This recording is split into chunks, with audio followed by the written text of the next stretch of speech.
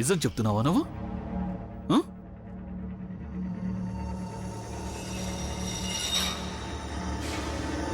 అయితే ప్రూవ్ చేయి.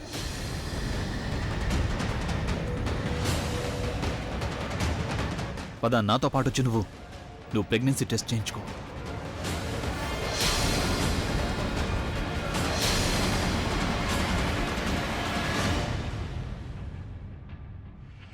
నేనెక్కడికి రావాల్సిన అవసరం లేదు. నేను ప్రెగ్నెంట్ అని నీకు సాక్ష్యం ఎందుకు చూపించాలి? నీకు నా మీద నమ్మకం లేనప్పుడు మరి నువ్వు నన్ను ఎందుకు అడుగుతున్నావు? అసలు నువ్వెవరు అడగడానికి? నేను నీ పేరు నాశనం చేశానంటున్నావు కదా, మరి నువ్వు నా పట్ల చేసిందేంటి అభి? నువ్వు నా లైఫ్ లో ఎప్పుడు ఉన్నావు, కానీ నువ్వు నన్నెప్పుడు నీ లైఫ్ నుంచి దూరంగా ఉంచావు. ప్రేమిస్తూ అది చెప్పడానికి ధైర్యం చేస్తావు, కానీ పేరిచ్చే ధైర్యం లేదు నీకు. ఇప్పుడు చెప్పు మిస్టర్ అభి, ఎవరు నువ్వు? ఆయన నా ప్రెగ్నెన్సీకి సాక్ష్యం ఎందుకు ఇవ్వాలి? ఇవాళ నన్ను నా ప్రెగ్నెన్సీకి సాక్ష్యం అడుగుతున్నావు, రేపు బిడ్డ నీవాడైనా కాదా అని సాక్ష్యం అడుగుతావు. అప్పుడేం చేయను? నీ కెరీర్ లో ఎప్పుడు నీకు తోడుగా ఉన్నానని నేను నా ఫీలింగ్స్ ని నీతో షేర్ చేసుకున్నాను, దానికి సాక్ష్యం ఇవ్వనా? నువ్వు నన్ను పెళ్లి చేసుకుంటానో దానికి సాక్ష్యం ఇవ్వనా? నేను సాక్ష్యం ఇవ్వలేను అభి, ఎందుకంటే కొన్ని విషయాలకి మనం సాక్ష్యాలు ఇవ్వలేము, కొన్ని విషయాలు అలా ఫీల్ అవ్వాలంతే. నేను సాక్ష్యం ఇవ్వలేను, ఆయన నేనే నిరూపించాలనుకోవడం లేదు. ఎందుకంటే ఎక్కడైతే నమ్మకం లేదో అక్కడ ఆశకు ఎలాంటి అవకాశం ఉండదు.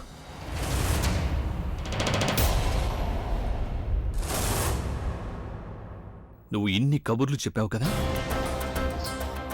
మరి ఒక్క విషయం నేను కూడా చెప్పదలుచుకున్నాను. నేను నిన్ను ఎప్పుడూ యాక్సెప్ట్ చేయాలనుకున్నాను, కానీ నువ్వు మాత్రం సొసైటీ ముందు ఒక క్లీన్ ఇమేజ్ ఉండాలనుకున్నావు. నువ్వే అందరికీ చెప్తూ వచ్చావు మా మధ్య ఏమీ లేనే లేదు అని, ఎందుకంటే నీకు నీ కెరియర్ నాకన్నా ఎంతో ఎక్కువ. సక్సెస్ పొందాలన్న కోరికతో నువ్వు నన్ను ఎంతో వెనకాల వదిలేశావు. అయినా నేను నీలా కాదు ఆ విషయాలన్నింటికీ సాక్ష్యం అడగడానికి, కానీ నాకు తెలుసు నువ్వు అబద్ధం చెప్తున్నావని. ఒకవేళ నువ్వు చెప్పేది నిజమే అయితే టెస్ట్ ఎందుకు చేయించుకోవటం లేదు? నేనిప్పుడు చివరిసారిగా అడుగుతున్నాను, నువ్వు నాతో పాటు వచ్చి ప్రెగ్నెన్సీ టెస్ట్ చేయించుకో, లేదంటే ఆ తర్వాత నేను నువ్వు చెప్పే ఏ విషయాన్ని నమ్మనుగాక నమ్మను.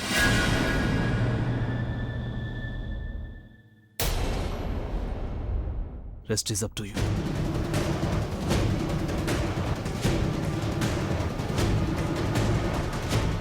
సరే అయితే అలాగే నమ్మకు. సో వెళ్ళిపోయి ఇక్కడి నుంచి. అంతకంటే ఏం చేయగలవు నువ్వు? కానీ నేను నీకేం ప్రూవ్ చేయాలనుకోవడం లేదు, because you don't deserve it mister Abhi. You don't deserve it.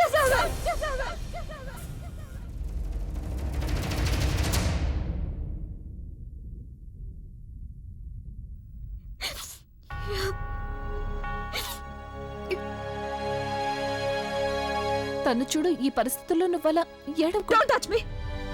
నాకు అసలు ఏం చెప్పొద్దు. ఆయన ఏం చెప్పడానికి వచ్చావు నువ్వు? అభి ఏమన్నాడో నువ్వు స్వయంగా విన్నావుగా.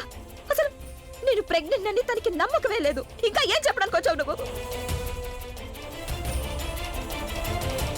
నాకు కలలు కనిపించడం మానేశాయి.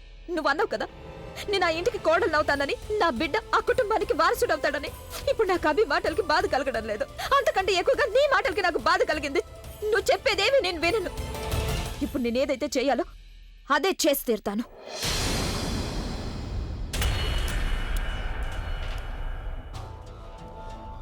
వద్దు వద్దు వద్దు, తను ప్లీజ్ ప్లీజ్ చూడు చూడు, తొందరపాట్లో నువ్వు నిర్ణయం తీసుకోవద్దు, అబోర్షన్ చేయించుకోవద్దు. తను ప్రజ్ఞ, ఇది నా లైఫ్, నా బిడ్డ. అయినా అభి ఏమన్నాడో అసలు నువ్వు వినలేదా?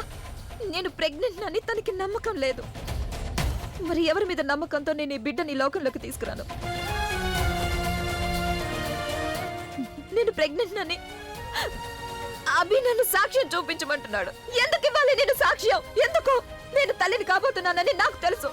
తను ఈ బిడ్డని యాక్సెప్ట్ చెయ్యొద్దనుకుంటే అదే అతని ప్రాబ్లం, దానికి నేనేం చేయను. తను కేవలం ఒక్కసారి ఆ టెస్ట్ చేయించుకో. ఆయనకి మొత్తం నిజం తెలిసిందంటే అప్పుడు ఆయనకి నమ్మకం కలుగుతుంది, నీకు తోడుగా ఉంటారు కూడా, నిన్ను పట్టించుకుంటారు, మొత్తం అంతా సర్దుకుంటుంది.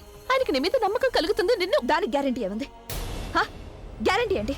దీనికి కారణం అభి అని తెలిసిన తర్వాత నన్ను దగ్గరకు తీసుకుంటాడా? ఏంటి గ్యారెంటీ? నన్ను నా బిడ్డతో పాటు ఆ ఇంట్లో యాక్సెప్ట్ చేయాలని నువ్వు కోరుకుంటున్నావు. కానీ అభి అలా అనుకోవడం లేదు. తను కేవలం ఒకటే అనుకుంటున్నాడు, జరిగింది ఏదైతే ఉందో దానికి కేవలం నేనే బాధ్యురాలని. కేవలం నేనే.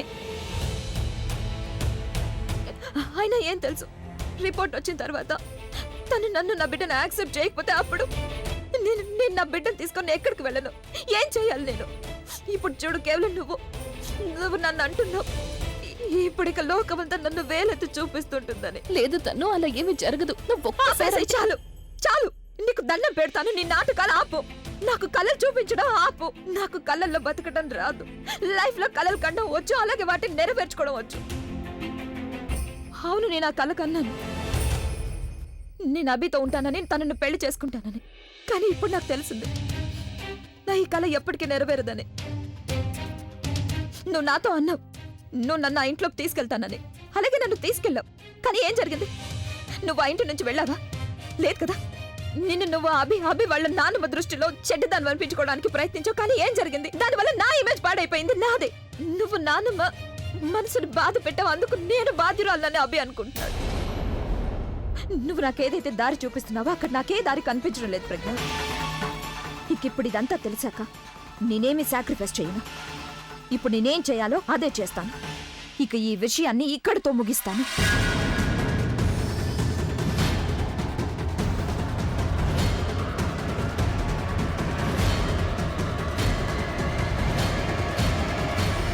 తను ప్లీజ్ నువ్వు అలా ఏమి చేయకు. ఒక్కసారి నేను చెప్పేది విను. చూడు, ఈ సమయంలో ఆయన నీతో ఏదైతే అన్నారో, కోపంలో అన్నారు, ఏవి ఆలోచించకుండా అన్నారు. ఒక్కసారి దాని గురించి ప్రశాంతంగా మనసు పెట్టి ఆలోచించారంటే తప్పకుండా అర్థం చేసుకుంటారు. నేను ఒప్పుకుంటాను, ఈ సమయంలో ఆయనకు అమ్మమ్మ మనసు బాధ పెట్టడానికి కారణం నువ్వనిపించొచ్చు. కానీ ఒక్కసారి ఆయనకు తెలిసిందంటే అమ్మమ్మకు ఆవిడ జీవితంలో అందరికంటే గొప్ప సంతోషాన్ని నువ్వే అందించబోతున్నావంటే నిన్ను తప్పకుండా స్వీకరిస్తారు. అర్థం చేసుకోవడానికి ప్రయత్నించుతాను. నీ బిడ్డ నీ చివరి ఆశ.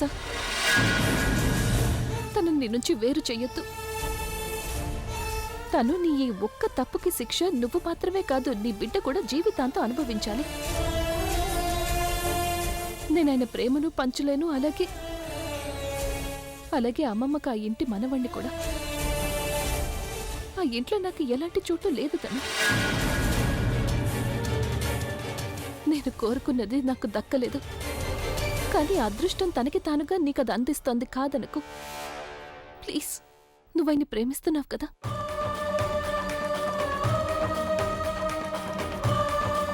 అవును, నేను ప్రేమిస్తున్నాను. కానీ కాదు, నువ్వింకేమీ ఆలోచించుకో.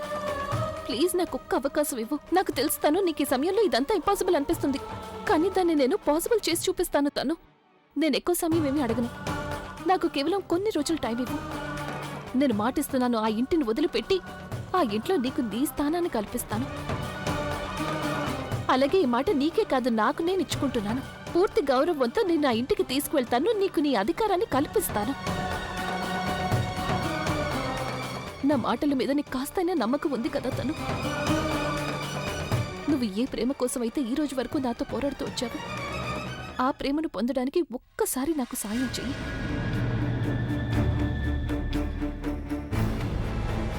అంతగా ఆలోచించక ఒక్క అవకాశం ఇవ్వు. నేను మాటిస్తున్నాను, మొత్తం అంతా సర్దుకుంటుంది.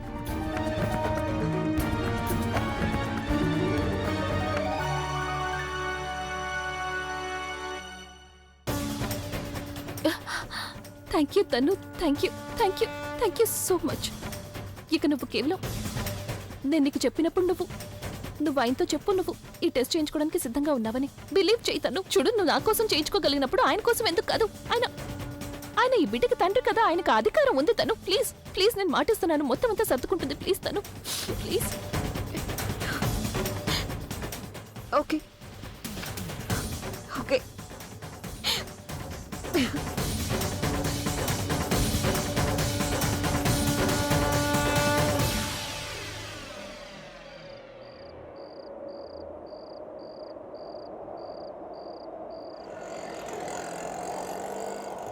నాకింకా కొన్ని రోజులే టైం ఉంది.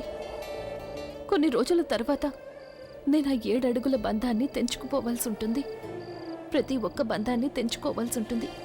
ఏదైతే నేను ఆ ఇంట్లో కలుపుకున్నానో, ఏదైతే ప్రేమ, ఏదైతే ఆత్మీయత నాకు లభించాయో వాటిని మర్చిపోయి నేను నా ఇంటికి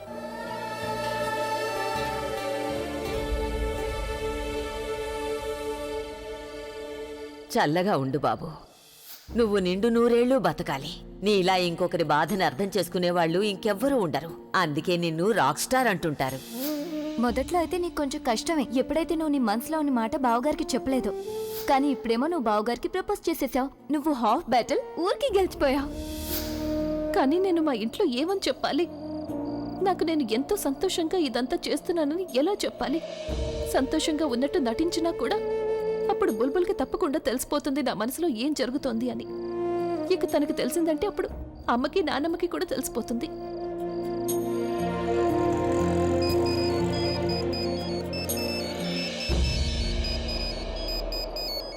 మ్యామ్, మీరు ఒక్క నిమిషం పాటు నా బిడ్డను పట్టుకుంటారా? నాకు ఫోన్ వస్తుంది. బహుశా మా ఇంటి నుంచి కాల్ వస్తుందేమో.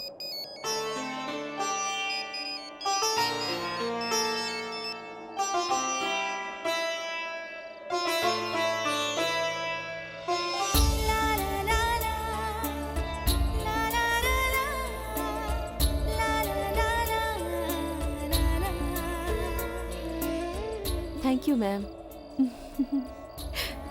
రానా?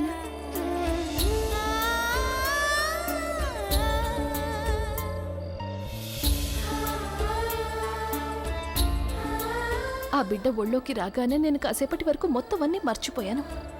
నాకు తనెవరో కూడా తెలీదు. అయినా తనని చూడగానే నా ముఖం మీద సంతోషం వచ్చింది. అలాగే అమ్మమ్మ కూడా ఎంతో సంతోషిస్తారు. ఆవిడ ఒళ్ళో ఆవిడ మనవడి బిడ్డ ఉన్నప్పుడు ఆ సంతోషంలో ఆవిడ నన్ను మర్చిపోయి తను దగ్గరికి తీసుకుంటారు. అలాగే అమ్మమ్మని సంతోషంగా చూసి ఆయన కూడా ఎంతో సంతోషిస్తారు. నేను చేస్తున్నది సరైనది. ఆ బిడ్డను తన తండ్రికి దూరం కానివ్వను. అలాగే అమ్మమ్మకి ఏ సంతోషం మీద అయితే అధికారం ఉందో అది ఆవిడికి దూరం కానివ్వను. నా కుటుంబం నన్ను ఎంతగా ప్రేమించిందో వాళ్ళకి తప్పకుండా అర్థమవుతుంది. కానీ వాళ్ళకి చెప్పే ముందు నేను నా మాటని నిలబెట్టుకోవాలి. తన్ను ప్రెగ్నెంట్ కాదని నేను చెప్పాను. అయినా రానివ్వుతానని ఈ మ్యాటర్ ఇవాళ ముగించేస్తాను.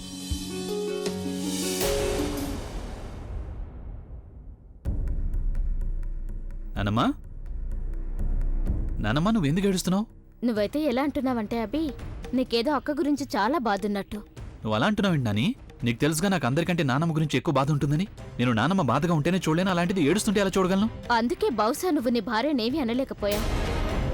తన మూలంగానే అక్క కళ్ళల్లో కన్నీళ్ళొచ్చాయి. తన మనసు బాధ పెట్టినప్పటికీ నువ్వు తమాషా చూస్తున్నావా? ఒకవేళ నీకు బాధే ఉంటే నువ్వే ఏదో ఒకటి చేస్తావు. తనకి ఏమైందో తెలీదు. తను ఆకాష్కి అర్చనతో ఎప్పుడైతే పెళ్లి జరిపించిందో ఇక ప్రజ్ఞ వేరే ఇంకొక ప్రజ్ఞ అయిపోయింది. ఇవాళ నేను తనతో మాట్లాడడానికి ప్రయత్నించాను. అయినా తను నాకు కోపంగా జవాబు చెప్పి తన గదిలోకి వెళ్ళిపోయింది.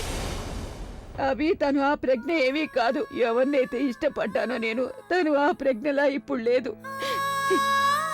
నేనేమంటానంటే, ఒకవేళ నా వల్ల ఏదైనా పొరపాటు జరిగితే అందుకు నేను క్షమాపణ చెప్పడానికి సిద్ధంగా ఉన్నాను.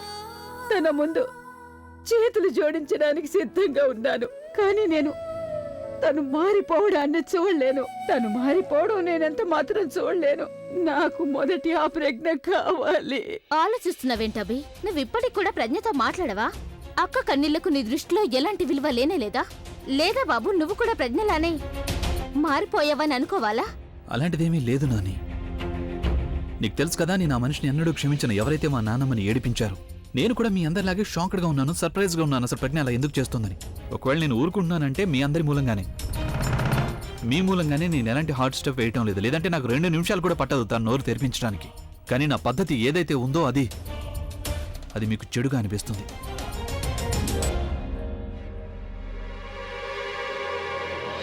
అందుకని నాకు ఒక్కరోజు టైం ఇవ్వండి. ప్రజ్ఞ అలా ఎందుకు చేస్తోందో నేను తెలుసుకుంటాను.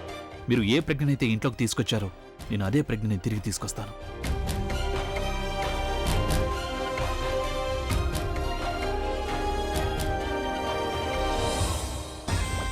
అసలు ఏం జరుగుతోంది వైశాలి? మొదటిసారి చూస్తున్నాను నేను. నాన్నమ్మని ఏడిపించిన వాళ్ళని అభి అసలేమీ అనడం లేదు. ఇక ఆలియా, తను కూడా ఈ మధ్య ఇంట్లో కనిపించడం లేదు. అంటే ఏదో గందరగోళం ఉంది. అయితే నువ్వు అదేంటో తెలుసుకుని తీరాల్సిందే వైశాలి.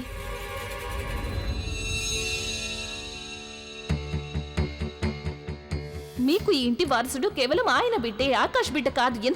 ఎందుకంటే ఆయన సాధించారు, ఫేమస్ అని. నేను ఇలా చెయ్యక తప్పదు అమ్మమ్మ, చెయ్యక తప్పదు. అసలు ఏ అమ్మాయినా తన గురించి అలా ఇలా చెప్తుంది? తను ప్రెగ్నెంట్ అనేది నిజమని. నాన్నమ్మ విషయంలో తను అలా ఎందుకు ప్రవర్తించిందో అది తన్ను మూలంగానే ప్రవర్తించిందని అర్థమైంది. కానీ నా గురించి తన ఫీలింగ్స్ ఏవైతే ఉన్నాయో అవన్నీ ఐ లవ్ యూ. నేను మిమ్మల్ని ఎంతగానో ప్రేమిస్తున్నాను. లేకపోతే నేను ఏదైతే చెప్పానో దాన్ని మీరు సీరియస్ గా తీసుకోలేదు కదా. నేను దూరికే తమాషా కన్నాను. నేనేవి మిమ్మల్ని ప్రేమించడం లేదు. ఒకవేళ అది కూడా తన్ను మూలంగానే చెప్పలేదు కదా. ఏమో, తనని తాను నాన్నమ్మ ముందు చెడ్డదాన్ని చేసుకుంది కదా, అలాగే నా ముందు కూడా తను ఆ రాత్రి తప్పకుండా యాక్ట్ చేసి ఉంటుంది, తన్ను చెప్పిన అబద్ధం మూలంగా. కానీ ఇవాళ నేను తెలుసుకుని తీరుతాను అసలు తన మనసులో ఏముందో ఏంటో. కానీ ఎలా తెలుసుకోవాలి?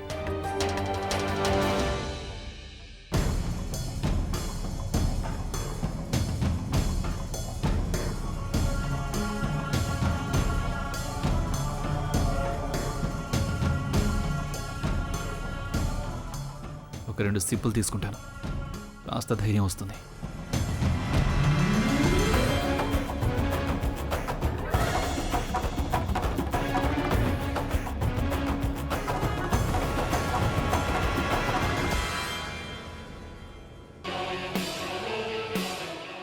పగలేదు, పగలాలి. అయ్యో నో. ఏం చేస్తున్నారు మీరు? నువ్వా? ఓ, ఇక పర్వాలేదు, నువ్వు వచ్చేసావు. నేనెంత ప్రాబ్లంలో ఉన్నానంటే ఇప్పుడు నువ్వు వచ్చేసావు కదా, ఇక నాకు సజెషన్స్ కూడా దొరుకుతాయి. I get solution. మీరు ఇంత ఎక్కువగా ఎందుకు తాగారు? చాలా కొంచెమే తాగాను, ఇంతే తాగాను నేను. ఏం చేయను, ఆ హృదయం కనిపిస్తుంది కదా అక్కడ. నేను ఇందాకటి నుంచి ఆ హృదయాన్ని పగలగొట్టడానికి ప్రయత్నిస్తున్నాను, కానీ ఆ దరిద్రపు హృదయం పగలడమే లేదు. చూడు, నువ్వు నమ్మడం లేదు కదా, చూడు కాజు, దీంతో కొట్టి చూపిస్తాను. చూస్తున్నావు కదా, చూసావా? పగలలేదు. నువ్వు నా కోసం ఫేవర్ చేస్తావు? ప్లీజ్ ఇలా రావా. నువ్వు ప్లీజ్ నా కోసం ఆ హృదయం పగలగొట్టవా ప్లీజ్. చూడు, నువ్వు హృదయం పగలగొట్టడం ఎక్స్పర్టివ్ కదా, నా కోసం ఒక్క హృదయం పగలగొట్టవు ప్లీజ్, పగలగొట్టు. మీరు బాగా తాగున్నారు, మీరేం అరే. మాట్లాడుతున్నారో మీకు అర్థం కావడం లేదు. ప్లీజ్ ఓ, పడుకోండి. చూసావా నువ్వు ఎంతో ప్రేమగా నేను నిన్ను రిక్వెస్ట్ చేశాను, అయినా నువ్వు నన్ను కాదన్నావు. ఎంతో తేలిగ్గా నా హృదయం పగలగొట్టేశావు. ఇప్పుడిక నువ్వు నా హృదయం పగలగొట్టగలిగినప్పుడు ఇక దేన్నైనా పగలగొట్టగలవు కదా. నా కోసం Please, నన్ను వదిలిపెట్టండి, నేను పగలగొట్ట. వెళ్ళాలి. ఎక్కడికి వెళ్ళిపోతున్నావు? నువ్వు ముందు ఆ హృదయం పగలగొట్టాలి, తర్వాత వెళ్ళాలి. సరే, ఇప్పుడు మనం ఒక గేమ్ ఆడుకుందాం. ఈ గేమ్ ఏంటి? ఏమైంది? నువ్వు నెర్వస్గా ఉన్నావు ఎందుకు? ప్లీజ్ నీకోసం నువ్వు ఇవాటి వరకు ఎన్నో హృదయాలు పగలగొట్టావు, మరి నా కోసం ఒక్క హృదయం పగలగొట్టలేవా నువ్వు? కమాన్, కనీసం ప్రయత్నమైనా చెయ్యి. నేనేమి చేయను, ప్లీజ్. ఓ సరే, అయితే నా హృదయం అనుకుని పగలగొట్టు. అప్పుడు నీకేమీ ప్రాబ్లం అనిపించదు కదా? అనిపించదు. నువ్వు దాన్ని నా హృదయం అనుకొని కాజుతో కొట్టు. నువ్వు దాన్ని గట్టిగా చూసినా సరే అప్పుడది దానికి అదే పగిలిపోతుంది. కనీసం ప్రయత్నమైన చెయ్యి. 1 2 ప్లీజ్ అలా ఏమి చేయకండి. ఎఫ్గి, నువ్వు మళ్ళీ నన్ను నీ నుంచి దూరం చేసేసావు.